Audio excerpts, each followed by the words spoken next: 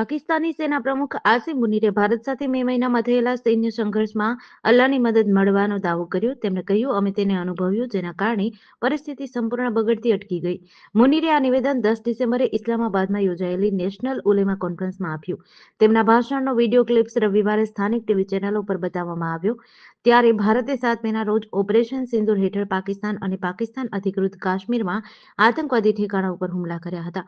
આ કાર્યવાહી 22 એપ્રિલે કાશ્મીરના પહેલગામમાં થયેલા આતંકવાદી હુમલાના જવાબમાં કરવામાં આવી હતી, જેમાં 26 નાગરિકો માર્યા ગયા હતા. ત્યારબાદ બંને દેશો વચ્ચે 4 દિવસ સુધી ભારે ગોળીબાર અને સૈન્ય અથડામણ થઈ, જે 10 મેના રોજ સમજૂતી બાદ અટક્યું. સંઘર્ષ દરમિયાન ભારતે પાકિસ્તાનના 11 એરબેઝ ઉડાવી દીધા હતા. મુનીરનો આરોપ છે કે પાકિસ્તાનમાં ઘૂસણખોરી કરનારા ટીટીપીના આતંકવાદીઓમાં લગભગ 70% અફઘાન છે. તેમણે સવાલ કર્યો કે શું પાકિસ્તાની નાગરિકોના લોહી માટે અફઘાનિસ્તાન જવાબદાર નથી?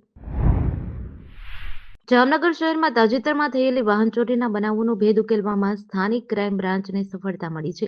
એલસીબીની ટીમે 4 ચોરાવ બાઇક સાથે એક તસ્કરને ઝડપી પાડ્યો છે, જ્યારે તેનો એક સાગરીત ફરાર છે, જેની શોધખોળ ચાલુ છે. વાહન ચોરીના વધતા બનાવોને પગલે એલસીબીની ટીમે કોમ્બિંગ હાથ ધર્યું હતું. આ દરમિયાન કાલાવડ નાકા બહાર ખાટકીવાડ વિસ્તારમાં રહેતા અલબાઝ ફારૂકભાઈ કટારિયા નામના શખ્સને ઝડપી પાડ્યો હતો. તેની પાસેથી 4 ચોરાવ બાઇક કબજે કર્યા હતા. પૂછપરછ દરમિયાન અલબાઝ કટારિયાએ જામનગર શહેરના અલગ અલગ વિસ્તારોમાં આ ચારેય વાહનોની ચોરી કરી હોવાનું કબૂલ્યું હતું. આ ગુનામાં તેનો સાગરીત અનવર ઉર્ફે અનુ ચકેડી ઇસ્માઇલભાઈ સિપાઈ પણ સંડોવાયેલા છે, જે હાલ ફરાર છે. પોલીસ તેને શોધી રહી છે. દિલ્હીથી મુંબઈ જઈ રહેલી એર ઇન્ડિયાની ફ્લાઇટનું 40 મિનિટમાં જ ઇમરજન્સી લેન્ડિંગ કર્યું હતું. રિપોર્ટ્સ અનુસાર AI887 ફ્લાઇટનું એક એન્જિન ટેકઓફ પછી બંધ થઈ ગયું હતું. તેમાં ઓઇલ પ્રેશર 0 થઈ ગયું હતું, જેના કારણે તેને દિલ્હી એરપોર્ટ પર પાછું ફરવું પડ્યું.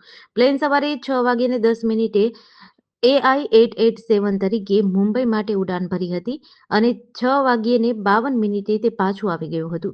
જો કે 2 એન્જિનવાળા પ્લેન એક એન્જિન દ્વારા પણ સુરક્ષિત રીતે લેન્ડ કરી શકે છે, તેથી તેને તરત જ પાછું બોલાવવાનો નિર્ણય લેવાયો. સિવિલ એવિએશન મંત્રાલયે એર ઇન્ડિયા પાસેથી રિપોર્ટ માંગી. નાગરિક ઉડ્ડયન મંત્રાલયે એર ઇન્ડિયાની ફ્લાઇટ AI887ની ઘટના પર કાર્યવાહી કરી છે, જેમાં ટેકઓફના તરત જ પછી ટેકનિકલ ખામી સર્જાઈ હતી. મંત્રાલયે એર ઇન્ડિયા પાસે એક વિગતવાર રિપોર્ટ માંગ્યો છે. સાથે જ ડીજીસીએને પણ સંપૂર્ણ તપાસ કરવાનો આદેશ આપ્યો છે. અમદાવાદના સાબરમતી રિવરફ્રન્ટ જેવો જ રાજકોટની આજી નદી પર રિવરફ્રન્ટ બનાવવાના છેલ્લા 15 વર્ષથી સપના બતાવવામાં આવી રહ્યા છે. આ મહત્વાકાંક્ષી પ્રોજેક્ટની બ્લુપ્રિન્ટ તૈયાર થઈ ચૂકી છે. અંદાજિત રૂપિયા 1181 કરોડ કરતાં વધુના ખર્ચે આકાર પામનારો આ પ્રોજેક્ટની કામગીરી 11 કિલોમીટર વિસ્તારમાં વિકસાવવામાં જાહેરાત કરાઈ રહી છે. 2022ના પ્રોજેક્ટ માટે પર્યાવરણની મંજૂરી મળી ગયા બાદ કાર્યવાહી આગળ વધી ન હતી. જોકે હવે આજી નદી કાંઠામાં સરકારી જમીન પર થયેલા દબાણો દૂર કરવા માટે નોટિસ આપી તંત્ર આ એક ડગલું આગળ વધ્યું છે.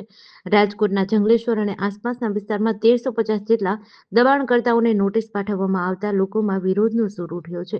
રાજકીય ઇશારે લોકોને ટાર્ગેટ કરાતા હોવાનો આક્ષેપ પણ કરાયો છે. જોકે તંત્રનું કહેવું છે કે સરકારી જગ્યા પર દબાણો થઈ શકે નહીં. ભવિષ્યમાં અહીં રિવરફ્રન્ટ બનાવવાની પણ યોજના છે, જેથી દબાણ દૂર કરવા માટે નોટિસ પાઠવવામાં આવી છે. સુરતના ઉત્તરાયણ વિસ્તારમાંથી માનવતાને શરમાવે તેવી ઘટના સામે આવી છે, જેમાં સામાન્ય વાતમાં પિતા પુત્રએ મળીને એક વૃદ્ધ વોચમેન પર જીવલેણ હુમલો કર્યો હતો. આ સમગ્ર હિંસક ઘટનાના દ્રશ્યો સીસીટીવીમાં કેદ થયા છે, જેના આધારે પોલીસે ગુનો નોંધી વધુ તપાસ હાથ ધરી છે. સુરત શહેરના ઉત્તરાયણ વિસ્તારમાં આવેલી વેદાંત સિટી સોસાયટીમાં ફરજ બજાવતા એક વૃદ્ધ વોચમેન પર સોસાયટીમાં જ રહેતા પિતા પુત્રએ જીવલેણ હુમલો કરતા ચકચાર મચી છે. માત્ર ખુરશી સરખી મૂકવા જેવી નજીવી બાબતે ઉશ્કેરાયેલા પિતા પુત્રએ વૃદ્ધને રસ્તા પર દોડાવીને લાકડાના ફટકા માર્યા હતા.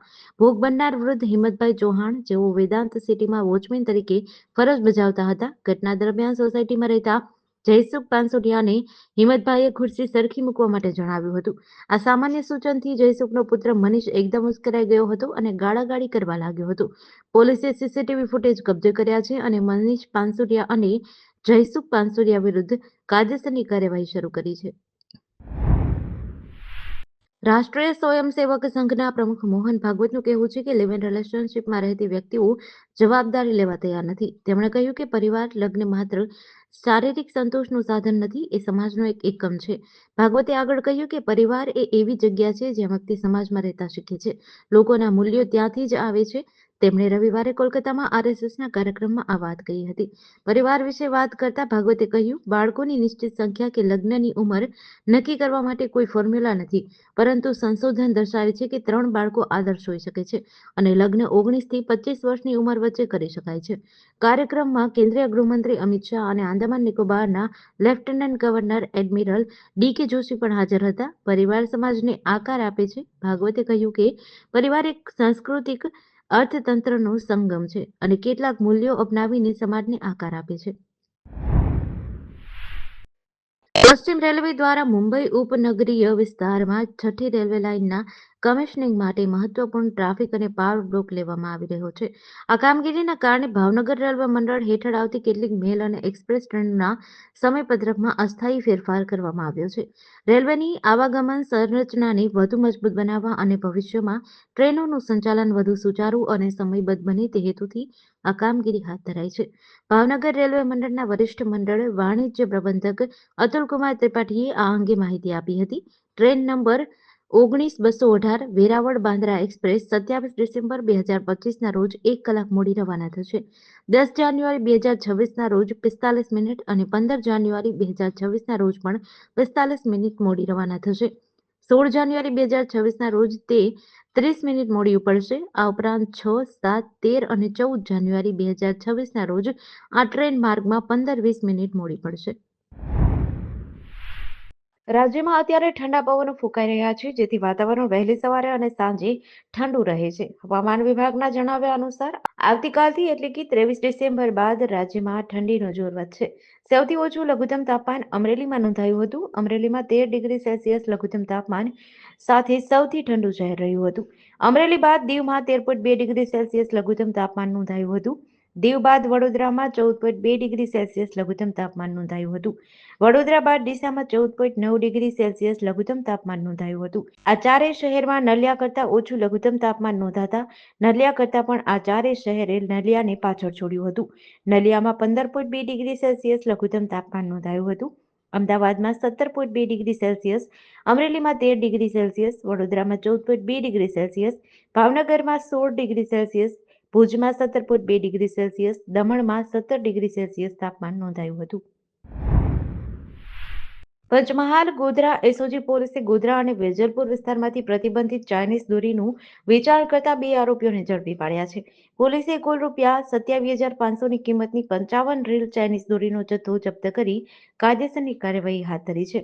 આગામી ઉત્તરાયણના તહેવારને ધ્યાનમાં રાખીને પંચમહાલ ગોધરા રેન્જના પોલીસ મહાનિરીક્ષક આરવી અસારી અને પંચમહાલ ગોધરાના પોલીસ અધિક્ષક ડોક્ટર હરેશભાઈ દુધાતે જિલ્લામાં પ્રતિબંધિત ચાઇનીઝ દોરી અને તુકુલનું વેચાણ કરતા ઇસમો સામે કાર્યવાહી કરવા સૂચના આપી હતી. જેના આધારે એસઓજી પીઆઈ આર.એ. પટેલે 2 અલગ-અલગ ટીમો બનાવી હતી અને તપાસ શરૂ કરી હતી. પોલીસ સબ ઇન્સ્પેક્ટર ડીજી વહોનિયાની ટીમે ગોધરા શહેરની પતંગની દુકાનોનું ચેકિંગ કર્યું હતું. બાતમીના આધારે ભૂરાવાવ ડોડપા તળાવ પાસે આવેલી એક દુકાનમાંથી ઠાકોરલાલ ગેંદાલાલ ભોઈને પકડી પાડવામાં આવ્યા હતા. પાલનપુર નગરપાલિકા દ્વારા સ્વચ્છ ભારત અભિયાન અંતર્ગત કડક કાર્યવાહી કરાઈ રહી છે.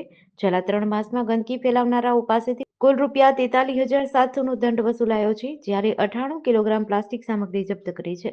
નગરપાલિકાના મુખ્ય અધિકારી જીગરભાઈ પટેલ સવારે 7 વાગ્યાથી ટીમ સાથે શહેરના વિવિધ વિસ્તારોની જાતે મુલાકાત લઈ રહ્યા છે.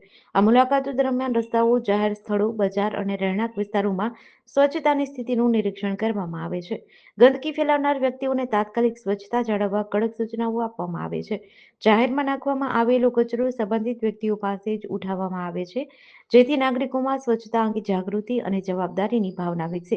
નગરપાલિકાના અહેવાલ મુજબ છેલ્લા 3 માસ દરમિયાન કુલ ₹43,700નો દંડ વસૂલાયો છે. આ ઉપરાંત છેલ્લા 3 દિવસમાં ₹4,100નો દંડ લેવાયો છે.